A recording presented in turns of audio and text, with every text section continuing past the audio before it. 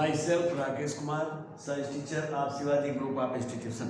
Science class में 8th class Hindi medium के बच्चों का स्वागत है।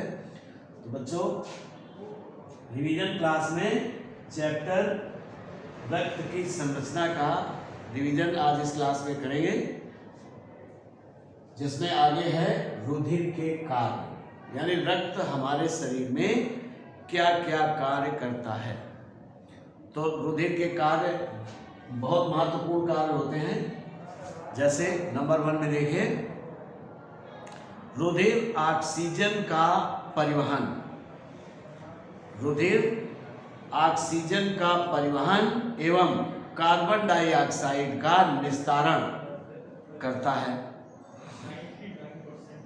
दूसरा नंबर, रुधिर पोषक पदार्थों तथा उत्सर्जी पदार्थों का परिवहन भी करता है, यानी जो आप भोजन करते हैं वो भोजन आपके आंत में जाता है, छोटी आंत में, छोटी आंत के बाद बड़ी आंत में, और फिर वहाँ इसका अब्जॉर्प्शन होता है और फिर इसको ब्लड में मिला दिया जाता है। तो इस प्रकार से रक्त का कार्य पोषक पदार्थों को संपूर्ण शरीर में भेजना भी है। इसी प्रकार से अगला है, बाहर से आए जीवाणुओं एवं विषाणुओं में या विषाणुओं से शरीर को सुरक्षा प्रदान करना भी रक्त का एक महत्वपूर्ण कार्य है। रुधिर में उत्पन्न ऊष्मा को सारे शरीर में फैलाकर शरीर के ताप को नियंत्रित करना भी रुधिर का ही कार्य है। घाव भरने में सहायता करता है तथा रुधिर को जमाकर बाहर जाने से रोकता है। अन्य पदार्थों जैसे एंजाइम, हार्मोन, एंटीबॉडीज तथा एंटीटॉक्सिन का भी परिवहन रक्त के द्वारा ही किया जाता है। शरीर के उत्सर्जी पदार्थों के उत्सर्जन में ये सहायता करता है। शरीर में जल संतुलन बनाए रखने में भी रक्त का एक महत्वपूर्ण योगदान रहता है। अब आइए रुधिर का जमना। रुधिर का जमना या रक्त का थक्का बनना। तो रुधिर का जमना शरीर के किसी भी अंग के कट जाने पर रुधिर बहने लगता है या चोट लग जाने पर रक्त निकलने लगता है। इसका क्या कारण है? रक्त नलिकाओं के कट जाने से रुधिर बाहर निकलने या बहने लगता है।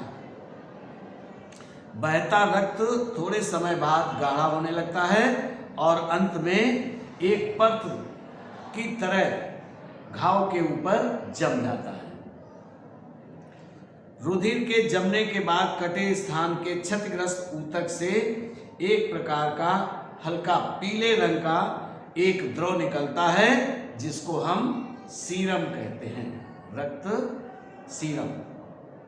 अब रुधिर का जमना। रुधिर का जमना एक रासायनिक क्रिया है। शरीर रुधिर जमने की महत्व संपूर्ण प्रक्रिया 3 चरणों में पूरी होती है। नंबर 1, प्रथम चरण, प्रोथ्रोम्बिनेज एंजाइम का निर्माण। रुधिर के क्षतिग्रस्त स्थान की रुधिर कोशिकाएं फट जाती हैं और रुधिर बहकर वायु के संपर्क में आता है। क्षतिग्रस्त ऊतकों से थ्रोम्बोप्लास्टिन नामक प्रोटीन उत्पन्न होता है, जो नष्ट हो जाती है कोशिकाएं उनसे। तो रुधिर प्लेटलेट्स के विघटन से प्लेटलेट तत्व 3 बनता है। ये दोनों तत्व प्लाज्मा में उपस्थित कैल्शियम आयन तथा प्लाज्मा प्रोटीन में प्रोथ्रोम्बिनेज एंजाइम का निर्माण करते हैं। अब दूसरा चरण क्या होता है? दूसरे चरण में प्रोथ्रोम्बिनेज कैल्शियम की उपस्थिति में हिपैरिन तथा एंटीप्रोथ्रोम्बिन को निष्क्रिय करके प्रोथ्रोम्बिन को थ्रोम्बिन में बदल देता है। अब तीसरा चरण क्या है? फाइब्रिन तंतुओं का निर्माण तीसरे चरण में। थ्रोम्बिन प्लाज्मा में उपस्थित फाइब्रिनोजेन प्रोटीन को सक्रिय फाइब्रिन अणु के अणुओं में तोड़ता है। ये अणु आपस में मिलकर पतले रेशे बना देते हैं जो चोट या क्षतिग्रस्त स्थान के ऊपर जाल के रूप में जम जाते हैं। इन रेशों में रक्त कणिकाएं उलझ जाती हैं तथा क्षतिग्रस्त स्थान पर लाल थक्का जम जाता है। थोड़े समय बाद क्षतिग्रस्त स्थान से फाइब्रिन से छनकर सीरम निकलने लगता है। बताया जो सीरम कुछ हल्के पीले रंग का पदार्थ होता है। दुर्घटनाओं में प्रायः मनुष्य का रक्त अधिक मात्रा में बह जाता है। कभी कभी कुछ लोगों में रक्त की कमी पाई जाती है, तब डॉक्टर प्रायः बाहर से रक्त लेने का परामर्श देता है। पहले जब एक मनुष्य का रक्त दूसरे मनुष्य को देते थे तो प्रायः रक्त लेने वाले व्यक्ति की मृत्यु हो जाती थी। इस संबंध में सबसे पहले कार्य लैंड स्टीनर नामक वैज्ञानिक ने अपनी खोज में बताया था।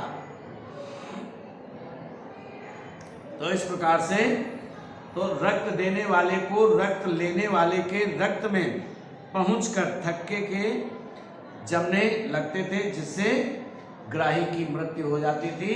जिसको रक्त चढ़ाया जाता था उसकी मृत्यु हो जाती थी। इसके बारे में कार्ल लैंडस्टीनर ने इसकी खोज में बताया कि मनुष्य के रुधिर में 2 प्रकार के प्रोटीन होते हैं। मनुष्य के रक्त में 2 प्रकार के प्रोटीन होते हैं। नंबर 1 एंटीजन यानी प्रतिजन। प्रतिजन लाल रुधिर कणिकाओं की बाहरी भित्ति पर स्थित होते हैं। ये 2 प्रकार के होते हैं, प्रतिजन ए और प्रतिजन बी। अब प्रतिरक्षी यानी एंटीबॉडीज। प्रतिरक्षी रुधिर के प्लाज्मा में पाए जाते हैं। ये 2 प्रकार के होते हैं, प्रतिरक्षी ए तथा प्रतिरक्षी बी, यानी इनको स्मॉल ए और स्मॉल बी से रिप्रेजेंट करते हैं। थक्के के समान जमना तभी होता है जब प्रतिजन ए तथा प्रतिरक्षी ए साथ साथ उपस्थित हों, अथवा प्रतिजन बी तथा प्रतिरक्षी बी एक साथ उपस्थित हों। अभिश्लेषण के कारण रक्त कोशिकाएं रुंध जाती हैं तथा रक्त का बहाव रुक जाता है, जिसके कारण मनुष्य की मृत्यु हो जाती है। तो बच्चों, इस क्लास में इतना ही।